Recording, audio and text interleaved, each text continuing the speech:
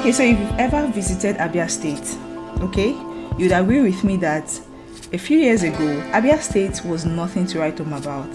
You'd know the struggle. Abia, especially Aba, was famous not for the best reasons. The roads, very, very terrible. Potholes everywhere. Waterlogged streets that look like swimming pools. And let's not even talk about the garbage.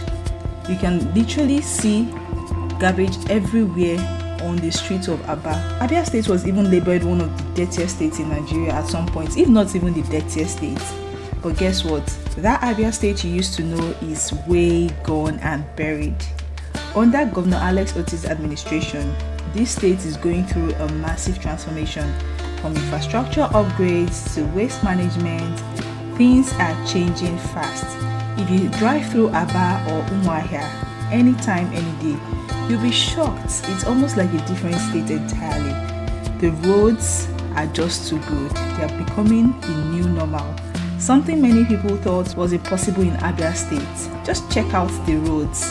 Take a good look at the roads. They are all sleek, smooth, no potholes, no dirty by the roadside. Who would have believed this is the same Abia State we used to complain about a few years ago? Neat streets everywhere, better drainage, proper waste disposal, and roads so smooth you might actually enjoy driving till you're done. Honestly, if you haven't been to Aba recently, you need to see it for yourself. Because I don't even want to talk too much. Some people are even saying Abia might just be the cleanest state in Nigeria right now. What do you think? Is Abia officially leading the race for cleanliness and good roads? Drop your thoughts in the comments. Let's talk about the amazing transformation under the Alex Oti administration.